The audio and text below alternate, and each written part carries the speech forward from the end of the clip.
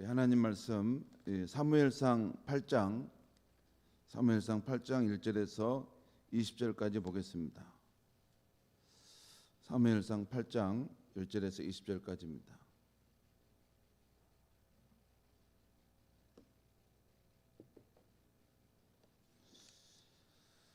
사무엘상 8장 1절에서 20절까지입니다. 우리 한 절씩 교독하시겠습니다. 사무엘이 늙음에 그의 아들들을 이스라엘 사사로 삼으니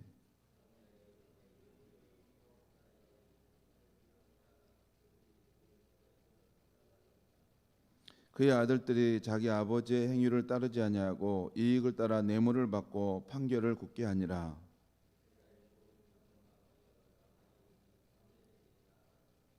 그에게 이르되 보소서, 당신은 늙고 당신의 아들들은 당신의 행위를 따르지 아니하니 모든 나라와 같이 우리에게 왕을 세워 우리를 다스리게 하소서 한지라.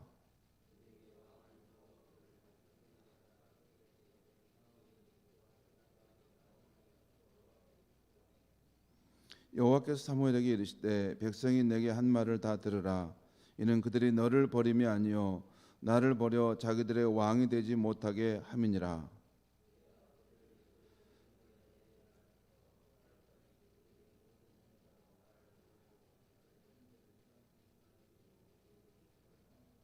그러므로 그들의 말을 듣되 너는 그들에게 엄히 경고하고 그들을 다스릴 왕의 제도를 가르치라.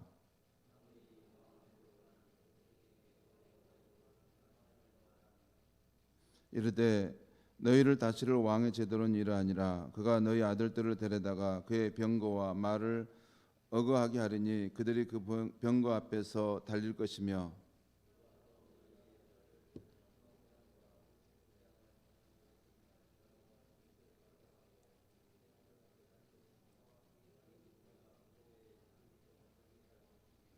그가 또 너희 딸들을 데려다가 향료 만드는 자와 요리하는 자와 떡 굽는 자로 삼을 것이며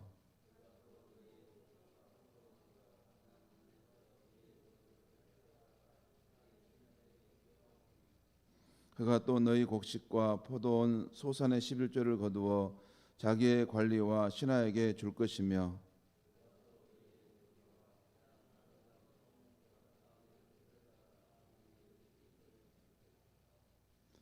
너희의 양떼의 10분의 1을 거두어 가리니 너희가 그의 종이 될 것이라.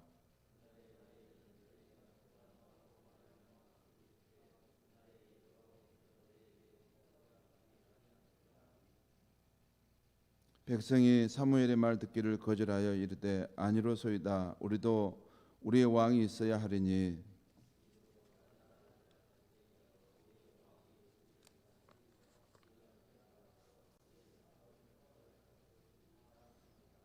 아멘.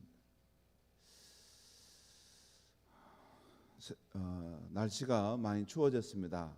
여러분 아침 저녁으로 아주 한기를 느낄 만큼 추워졌는데 따뜻하게 입으시고 또 감기 조심하시길 바랍니다. 코로나도 조심해야 되는데 감기도 조심해야 될 것 같습니다. 새해를 맞아 우리 아이들과 가정 예배를 드렸습니다. 찬송은 새해이기 때문에 1장 만복의 근원 하나님 온 백성 찬송 드리고 저천사여 찬송하세 찬송 성부 성자 성령이라는 찬송가를 불렀습니다. 참 찬송가 1장을 부를 때마다 너무 좋아요.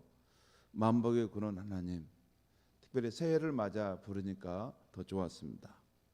그리고 또 새해를 맞았기 때문에 말씀도 창세기 1장 말씀을 우리 아이들과 함께 읽었습니다. 태초에 하나님이 천지를 창조하시니라.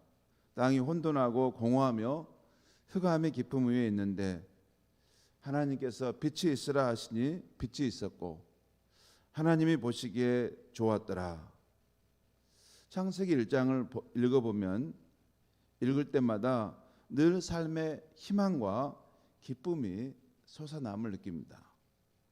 하나님의 천지 창조, 하나님이 자기 형상으로 인간을 지으셨다는 것, 그리고 첫 말씀으로 인간에게 복을 주셨다는 것, 인간으로 하여금 하늘과 땅과 바다의 모든 생물을 다스리는 권세를 주셨다는 것, 그런 것들입니다. 창조자, 천지의 창조주이신 하나님께서 특별히 인간을 청지기로 세워서 하나님이 지으신 피조물들을 선하게 다스리게 하셨다는 것, 그 조화로운 세상을 볼 때 참 우리도 만족하게 되고 기쁩니다. 창세기 1장은 하나님이 원래 계획하셨던 이 세상의 모습입니다. 곧 하나님이 왕이신 나라에서 인간이 그 청지기로 하나님의 뜻을 받들어 선하게 다스리는 나라입니다. 하나님의 나라이죠. 그 모습은 하나님이 보시기에 심히 좋은 나라입니다. 하나님께서 생명과 자원을 부족함이 없이 공급해 주시고, 사람은 이웃과 창조 세계를 억압과 착취가 아닌 사랑과 정의로 다스리는 그런 나라입니다. 그런데 인간이 하나님을 무시하고 자신이 왕됨을 주장함으로써 그 관계가 깨어져 버렸습니다. 이 세상이 깨어져 버리고 이제 멸망할 것인가 위기를 겪게 되었습니다. 하지만 하나님은 그 세상을 사랑하셔서 예수님을 이 땅에 보내셨습니다. 예수님께서 이 땅에 오셔서 십자가의 속죄를 이루심으로 인간이 하나님과 회복되는 길을 새롭게 여셨습니다. 이제 누구든지 예수를 믿고 영접함으로, 그분이 나의 속죄를 위해 죽으신 것을 믿고 영접할 때 하나님 나라 백성의 신분을 우리는 얻을 수 있는 것입니다. 그리고 우리는 하나님이 다스리시는 그 나라에서 우리의 삶이 점차적으로 회복되어 가는 것을 경험하는 것입니다. 오늘 아침 말씀은 이스라엘 민족이 사사시대에서 왕정시대로 바뀌게 된 전환점이 된 사건입니다. 먼저 세월이 지나 사무엘이 나이가 들어 늙게 되었고, 그의 아들들은 사무엘과 같지 않는 그 모습을 나타내고 있었습니다. 곧 그의 아들인 요엘과 아비야가 그의 아버지처럼 하지 않고 그의 아버지처럼 참 사사일을 보았으면 좋을 텐데 뇌물을 받고 재판을 옳지 않게 판결하게 됩니다. 아마 이런 일들이 자주 있었던 것 같습니다. 이로 인해서 백성의 장로들이 사무엘에게 찾아갑니다. 그래서 사무엘과 그 아들의 지도력을 반대한다 하면서 우리도 다른 나라들처럼 왕을 세워 우리를 다스리게 해달라고 요구하는 것입니다. 쉽게 말해서 우리에게 왕을 세워달라고 요구한 것입니다. 그런데 여러분, 이것은 이스라엘 민족에게 아주 중요한 문제입니다. 왜냐하면 이스라엘은 시내산에서 하나님과 언약 관계를 맺은 백성이기 때문에, 하나님과 이 언약 관계의 핵심은 하나님 모든 민족 가운데 이스라엘을 나는 선택하여 너희의 왕이 되고 너희는 나의 백성이 될 것이다.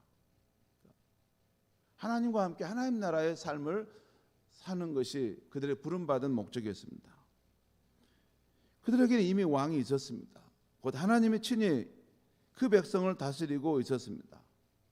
그러니까 그들이 다른 나라들처럼 인간 왕을 요구한 것은 하나님의 통치를 거부하려는 것이었습니다. 이것이 그 백성들의 숨은 의도였습니다.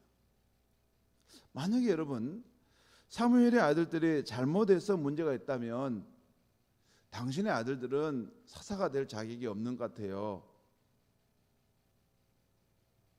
그들 말고 다른 사람들을 새로운 사사로 세우면 좋겠습니다. 아마 이렇게 말을 할 것이 아닙니까? 그런데 그들은 이 새로운 사사를 세우는 것 정도를 넘어서서 통치 체제 자체를 바꿔달라는 것입니다. 하나님 왕으로 다스리시는 그런 믿음으로 사는 통치 체제 말고 우리 눈으로 보이는 인간 왕이 통치하는 우리가 보기에도 참 존경할 만하고 흠모할 만한 권세와 힘을 나타내는 인간 왕이 통치하는 그 사람을 세워달라고 지금 말하는 것입니다.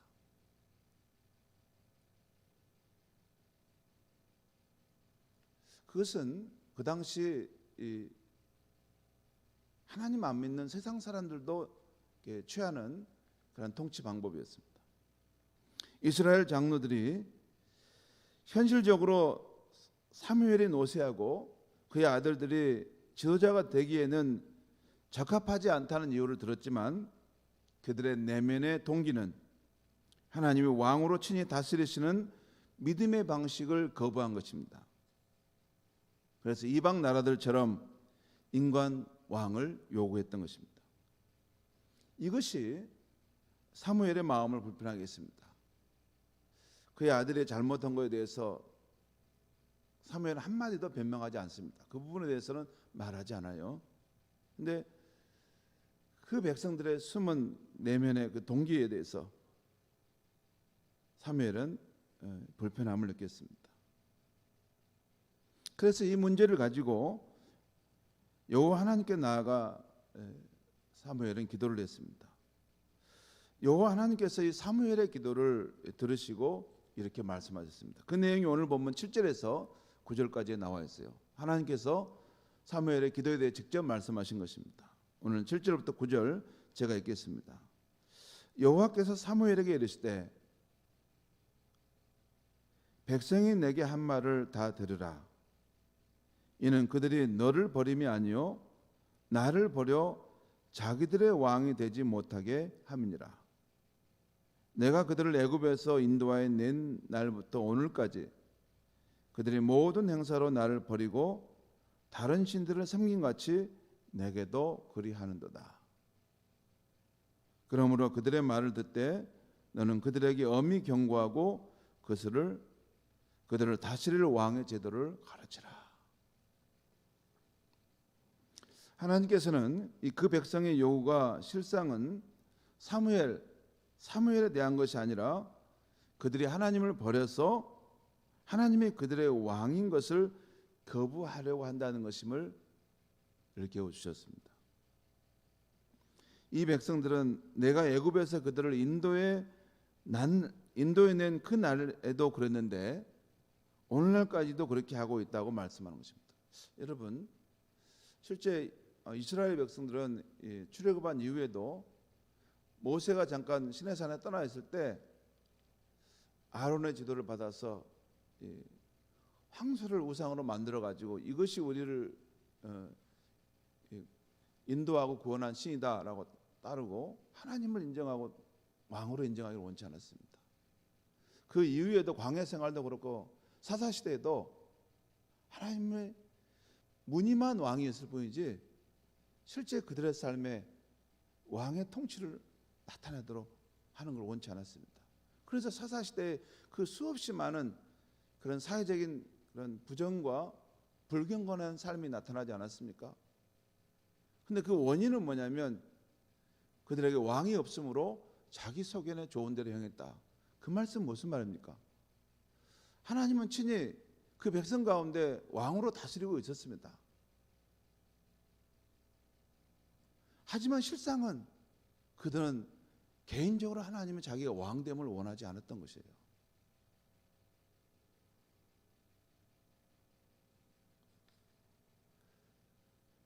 그들의 그 마음의 태도가 오늘 그 사무엘 앞에 와서 우리에게 왕을 주소서라고 하는 여기에 지금 나타나고 있는 것입니다. 표면상으로는 그 사무엘의 아들들이 적합하지 않다는 이유를 들으면서 말했지만 그 내면의 깊은 동기는 우리는 하나님을 왕으로 믿는 그 믿음의 그런 삶의 방식이 아닌 우리 눈에 목도하고 우리 눈에 흠모할 만한 그런 왕을 주세요라고 하는 것입니다. 그런데 그것은 인간의 누구인지를 잘 모르기 때문에 어리석게 이스라엘 백성들이 요구한 것이죠. 아무튼 하나님의 왕됨을 인정하지 않으려고 하는 그 마음은 인간의 어떤 본성 속에 있음을 알 수 있습니다. 여러분 그 부분이 있어요. 여러분 우리가 나의 하나님을 믿고 그분을 나의 왕으로 우리가 믿고 가는 것도 이것도 하나님의 은혜가 있기 때문에 성령의 역사하심이 있기 때문에 우리가 가지. 인간은 언제든지 자기 본성적으로 하나님과 관계없이 내 마음대로 해보려고 싶어하는 것이 인간의 속성 속에 있는 것입니다. 이것은 신약시대 예수님께서 하시는 이 비유 말씀에서도 나오는 인간의 태도예요. 누가복음 19장에 보면요, 거기 예수님의 비유가 나오는데 거기 한 귀인이 왕위를 얻으러 가려고 하는데 그 백성들 가운데 몇몇이 막 쫓아가서 우리는 이 사람이 우리의 왕됨을 원치 아니합니다 라고 말합니다. 그것이 우리 인간 안에 있는 어떤 어두운 면의 한 면이죠. 그것이 아담의 그 후손으로 태어난 인간의 그 아담의 후손, 그러니까 아담이 어떤 원죄의 죄를 갖고 있지 않습니까? 그것이 우리 인간의 어떤 마음에 들여놓은 어두운 어떤 그림자일 수 있습니다. 이게 여러분 아담이 선악과를 따먹을 때 여러분 잠깐 보시죠. 볼 때 인간의 마음은 이렇게 원래 평평했어요. 선으로도 가고 악으로도 가고 또 하나님 말씀에 순종할 수도 있고 하나님 거부할 수도 있고 평평했는데 인간이 선악과를 따먹고 나서 이 마음의 판이 기울어진 겁니다. 기울어져 가지고 그 이후로는 인간의 마음이 이게 하나님의 말씀을 순종하기보다는 거부하는 것이 더 쉬워집니다. 이게 순종하려면 이걸 이렇게 기울여야 돼, 다시 쪽으로. 그게 로마서에서 말하는 사도 바울이 인간이 그 마음에 어떤 원하는 바 선은 알고 있지만 선을 행하지 할 수 없는 그 능력이 우리 안에 있다. 오호라 나는 공고한 자라 누가 나를 이 사망의 몸에서 건져낼까? 여러분 이게 굉장히 중요한 신학적인 부분입니다. 원래 인간은 아담은 이게 평평했습니다. 하나님께 순종할 수도 있고 거부할 수도 있고 자율적인 선택을 할 수 있었어요. 그런데 아담이 범죄한 이후로 우리 인간이 그 원죄 후손으로 태어난다는 말이 그 말입니다. 이게 기울어져 버린 거예요. 판이, 마음판이. 그래서 하나님이 우리의 왕됨을 따라 살아감으로 그런 조화롭고 사랑과 정의의 삶을 살아가는 그 삶의 방식이 만든 것을 알면서도 그걸 인간이 본성적으로 이렇게 거부하려고 하는 속성이 있다는 것입니다. 이것은 실존적으로 여러분 우리 자신이 다 아마 느끼는 거 아닙니까? 살다 보면 하나님의 말씀이 그 맞닥에서 우리가 그렇게 갑니까? 그렇지 않습니다. 하나님의 말씀이 옳다는 것을 알아도 우리의 마음은 그렇게 순종하고 싶지 않는 인간의 본성이 또한 있는 것은 우리가 부인할 수 없는 것입니다. 이것은 인간 심연 깊은 곳에 있는 하나의 중요한 문제입니다. 아무튼 이 하나님께서는 사무엘에게 그런 백성의 모습을 아셨지만 그들의 요구대로 해주라고 하셨습니다. 하나님도 참 놀라우신 분이시죠. 그 본성 숨은 뜻이 무엇인지를 알고 있으면서도 그들의 요구대로 놔둬라. 그러면서 인간 왕을 따를 때 일어날 수 있는 그 문제점들을 엄히 대신 경고해 주라 하고 말씀해 주셨습니다. 그 사무엘에 그래서 이 하나님의 말씀을 따라 사무엘이 경고하는 내용이 오늘 보면 10절에서 18절에 쭉 나오고 있어요. 사람들이 인간 왕을 따를 때 하나님이 아닌 인간 왕을 따를 때 그 인간 왕의 기본 모습이 어떤 것인가? 오늘 말씀 10절에 18절에 그 인간 왕의 그 기본적인 모습을 보면 그들은 백성들의 것들을 취해 간다는 것입니다. 그러니까 여기 보면 너희의 아들과 딸들을 취해서 부역을 시킬 것이다. 또 너희들의 제일 좋은 소산물들을 취해 갈 것이다. 또 너희의 노비와 나귀들을 취해서 갈 것이다. 라는 것을 말씀합니다.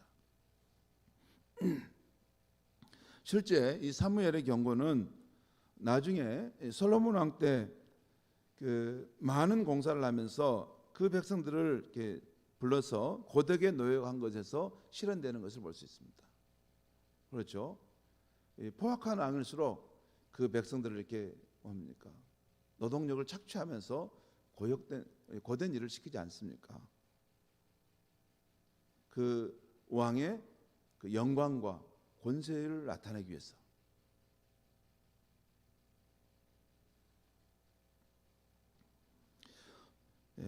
아무튼 그 인관왕은 너희의 것을 취해갈 것이다 하는 것입니다. 또 하나 인관왕을 세울 때 나타나는 또 하나의 문제는 인관왕과 너희의 관계는 이제 너희는 그의 종이 될 것이라고 경고해 줍니다. 그것이 오늘 17절 끝에 나와 있어요. 17절 끝에 보면 거기 보면 너희의 양떼의 10분의 1을 거두어 가려니 너희가 그의 종이 될 것이라.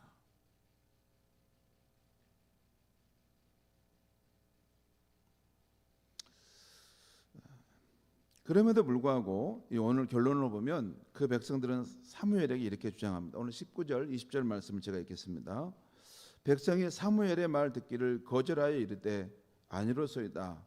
우리도 우리 왕이 있어야 하리니 우리도 다른 나라들 같이 되어 우리의 왕이 우리를 다스리며 우리 앞에 나가서 우리의 싸움을 싸워야 할 것이니이다 하는지라. 결국 백성들은 사무엘의 경고를 들으려 하지 않고 그들의 고집대로 왕을 세우기를 원합니다. 그리고 그 고집대로 왕을 결국 세우게 되죠. 여러분, 그래서 그 이후에 사울 왕, 다윗, 솔로몬, 그리고 이어지는 이스라엘의 여러 왕들이 나타나는데 그 왕들의 모습은 어땠습니까? 여러분, 그 열왕기 상하호에 나타나는 그 이스라엘 왕들의 이야기를 계속 우리가 한번 봤지 않습니까? 그 왕들의 모습이 어쩌죠? 그 왕들은 처음에 그 백성이 기대했던 것과는 달리 그 500년의 이스라엘 역사 속에서 계속 부정적인 모습만을 남깁니다. 이 왕은 좀 나아질까? 이 왕은 좀 나아질까? 이제는 좀 새로운 왕이 나올까? 하는데 다 약점이 있고 문제가 있어서 그들을 실망시키는 왕의 모습을 나타내는 것입니다. 결국 그들은 그 역사 속에서 이스라엘의 진정한 왕이 누구신가를 깨닫게 됩니다. 바로 하나님만이 그들의 진정한 왕이심을 알게 됩니다. 그래서 시편에 보면 하나님만이 그 백성의 참된 왕이 되심을 선포하고 찬양하는 그런 내용들이 많이 나와요. 시편 44편 4절에 하나님이여 주는 나의 왕이시니 야곱에게 구원을 베푸소서. 시편 103편 19절에 여호와께서 그의 보좌를 하늘에 세우시고 그의 왕권으로 만유를 다스리는도다. 또한 시편 145편 1절에 왕이신 나의 하나님이여 내가 주를 높이고 영원히 주의 이름을 송축하리이다. 성도 여러분, 신약시대 예수님은 자신과 함께 하나님의 왕으로 통치하시는 그 나라가 이 땅에 왔음을 선포합니다. 하나님의 왕으로 통치하시는 그 나라가 하늘에만 있는 게 아니라 예수님 자신과 함께 이 땅에 왔음을 선포하셨어요. 그래서 때가 찼고 하나님의 나라가 가까이 왔으니 회개하고 복음을 믿으라. 여러분, 여기서 하나님의 나라가 가까이 왔다는 말의 이 핵심은 뭐냐면 예수님을 통해서 이 땅에 하나님 나라가 왔고 예수님의 십자가와 부활하심의 사건이 이제 곧 이루어질 것인데 그걸로 인해서 인간을 구원하신 하나님의 역사가 시작됐다는 것입니다. 그래서 회개하고 복음을 믿으라는 그 말씀입니다. 성도 여러분, 우리는 예수님의 십자가의 그 속죄하심을 받아들임으로 그리고 예수님을 성령 안에서 나의 주, 나의 왕으로 받아들임으로 하나님 나라 백성이 되었습니다.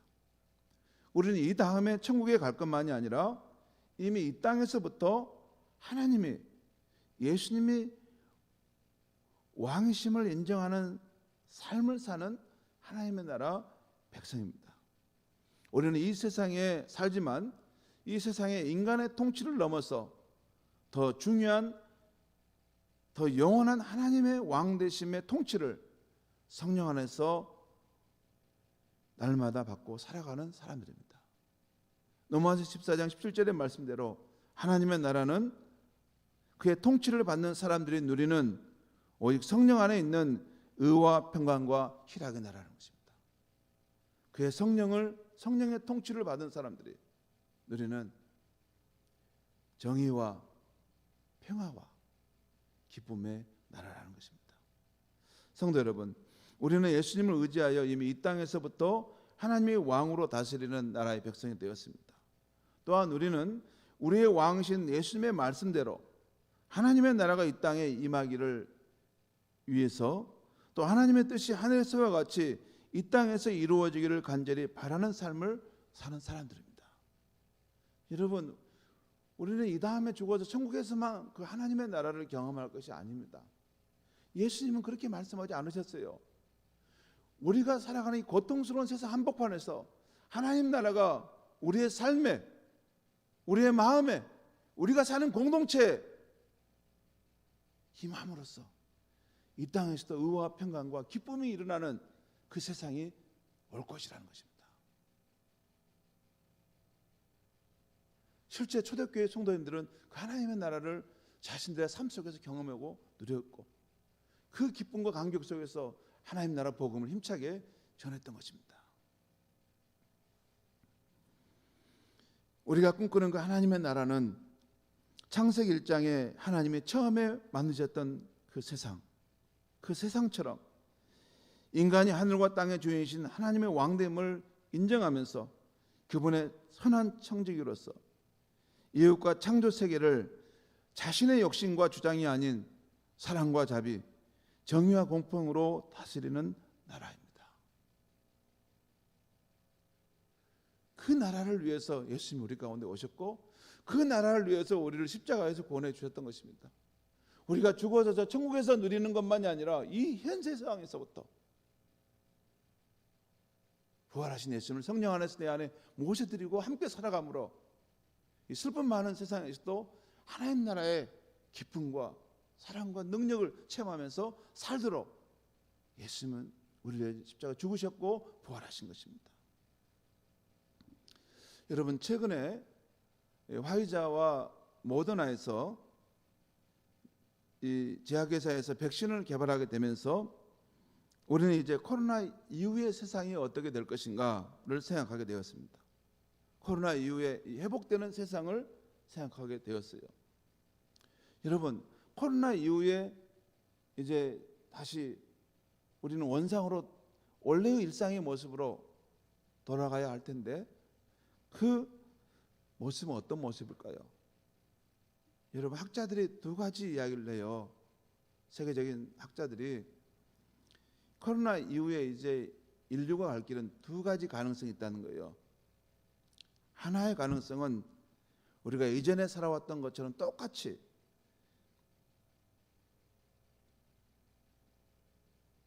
인간이 자기 중심의 세상, 자기만을 위한 개인주의와 욕망의 극대화의 세상으로 다시 회귀할 것인가?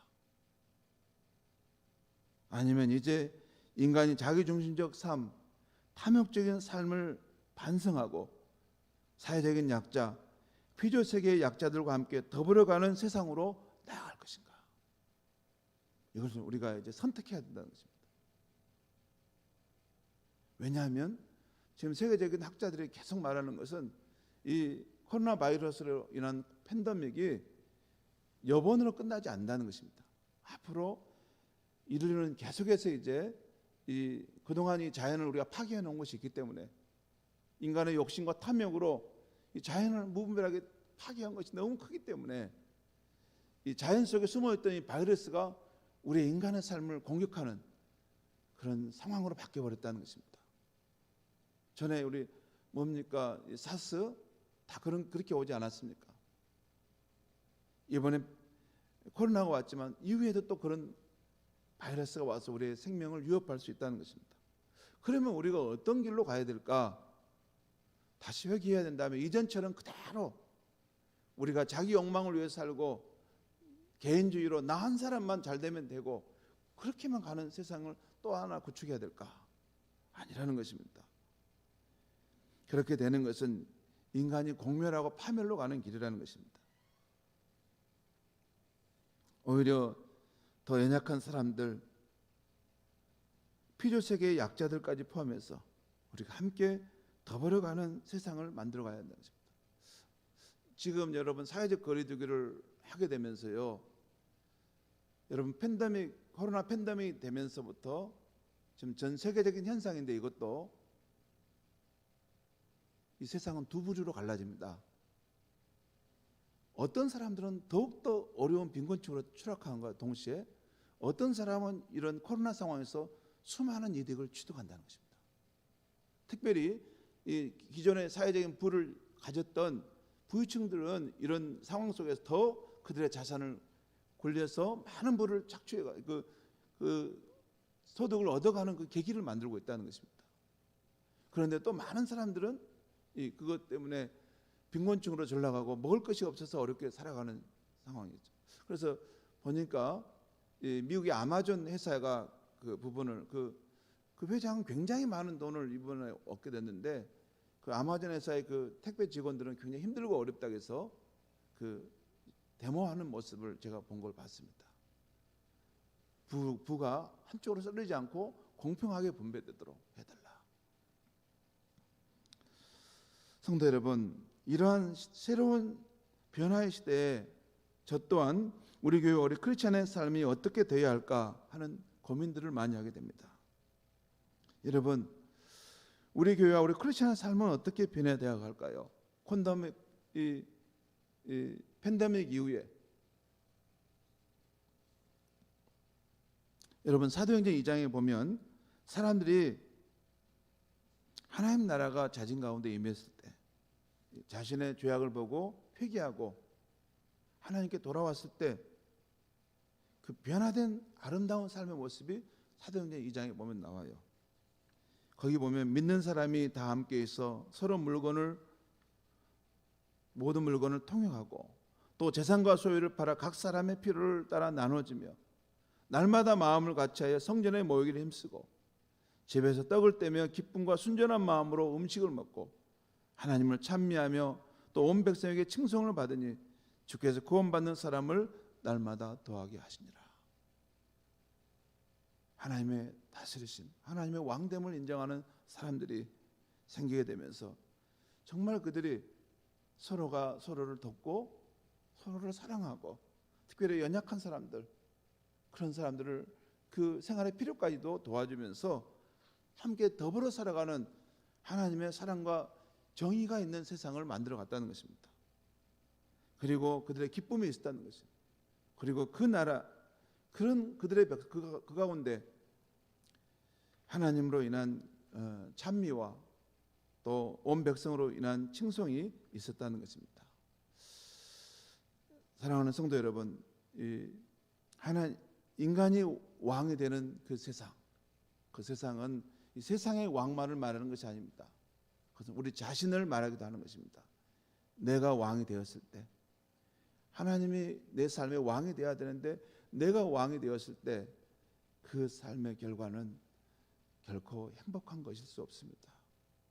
창세기 1장에 그 하나님 보시기에 심히 좋았더라 하는 그 세상의 모습은 하나님의 왕으로 다스리시고 인간이 하나님 정하신 위치에서 청지기로서의 그 선한 역할을 감당할 때 우리의 삶이 회복되고 하나님의 나라가 되어진다는 이 사실을 꼭 기억하고 살아가는 저와 여러분이 되기를 바랍니다. 기도하겠습니다. 하나님 아버지, 이 아침에 이스라엘 백성들이 인과 낭을 요구하는 모습 속에서 하나님께서 바라보시는 인간 본성의 모습이 무엇인지, 또한 인간 왕이 우리를 다스렸을 때 우리가 결코 행복할 수가 없고 우리가 누군가에게 빼앗김을 당하고 또한 종의 노예의 삶을 사는 것임을 일깨워줌을 감사합니다. 하나님 아버지, 우리는 믿음으로 참으로 하나님의 온전히 다스리는 그 나라의 백성으로 살아가기를 원합니다. 하나님의 성령으로 우리의 왕이 되시고 우리의 삶을 다스려 주심으로 자기중심적인 이익과 고집과 주장의 삶이 아니라 하나님이 내 안에서 나를 다스리시고 선한 청지기로서 나를 세워가심으로 하나님의 의와 평강과 기쁨이 있는 삶을 살기 원합니다. 그것이 우리의 자신의 마음에서 뿐만 아니라 가정과 또 교회와 이 세상 속에서 하나님 크리스찬들을 통해서 이 하나님 나라의 사랑과 정의, 평화가 나타날 수 있도록 은총을 베풀어 주시옵소서. 예수님의 이름으로 기도하옵나이다. 아멘.